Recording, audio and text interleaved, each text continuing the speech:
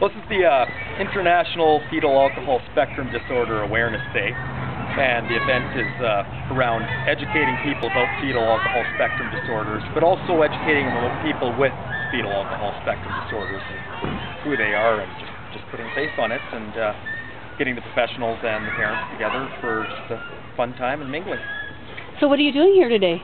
What am I doing here, Jill? You're having a barbecue? I'm having a barbecue. I got a cake and got barbecue, and a few people are bringing desserts and salads, and it should be fun. So when you say bringing the professionals and the parents together, you're talking about professionals as in what? Generally professionals who are involved with fetal alcohol spectrum disorders directly, CLBC, social workers, counselors, teachers, foster parents, all the experts that seem to deal with fetal alcohol on a day-to-day basis and have an understanding of what it is. What would you say are two of the main challenges that people have with fetal alcohol syndrome as far as misinformation and misunderstanding? Well, I think the misunderstanding about FASD is a lot of people have the impression that if you have FASD, you aren't going to succeed in life, or you're not going to do something. So people think, oh, well, they're just going to be on welfare, or they're just going to be a problem. And in fact, with the right understanding and early intervention, people with FAS have grown up to be artists, teachers, social workers. Just think of people that I know with FAS that have had huge successful lives, have gone on, finished university degrees and trades. Work in lumber, and they're doing fine, but they just had good community and family support along the way. The other misconception, and I think a lot of this comes out of an article that came out of the media a few years ago, is that FASD makes you a criminal. And in fact, FASD, there are a lot of people in prison with FASD, but the prison population makes up a very small segment of the population. And they say if you have FASD, you only have about a 50% chance of ever being arrested in your life.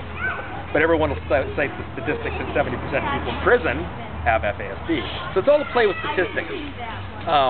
But the truth is, most of the kids who have FAS are more likely to be a victim of crime because they're easily arrested. Well, we all know how statistics work. I've also heard that 70% of the people in prison have attention deficit and low blood sugar, so yeah, what's with that? Okay, let me ask you another thing. With the importance of, and believe me, she'll edit me right out of here, with the community coming to understand, there's a certain stigma of shame and blame that goes with a disorder like this. How can the community increase their acceptance and understanding? Shame and blame of the person with FAS or the mothers? Parents. This is an issue. We live in a culture where drinking is prevalent. I mean, we have bars, and we have people have parties, people have glasses of wine around the dinner table. I've heard our liquor sales per capita are one of the highest in the province in BC. But hey, why not judge the woman who drinks? I mean, it seems to be easy to point the finger.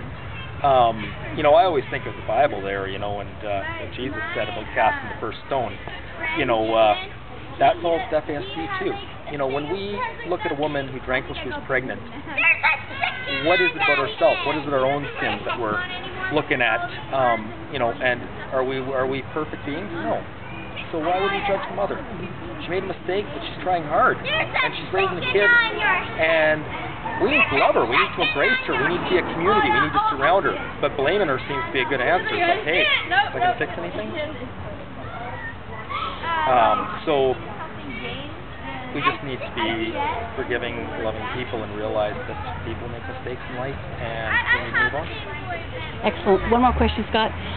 The parents that are here today and the kids that are here today, what do you want them to go home with after this? I want the parents and the kids here today to realize the answers lie within them. When I see parents get to know one another, sometimes they're isolated. Go back to the stigma.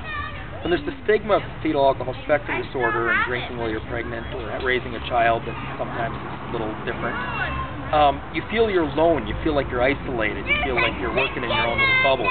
And really, when you get out and you realize there's other people with the same struggle, and people who understand, and people who are going to listen, you're not alone. And that hope I think is enough to just get you to the next level of phoning that other parent, saying, hey, have you dealt with this before? Can I you know, can I get some advice, or hey, can I just help you out, or just hey, can you just listen? That's what I want, and that's why we're doing this. That's why I encourage parents to get together with coffee. We sometimes have coffee houses and teas together and dessert nights. It's just about that relationship building, because relationships are the answer.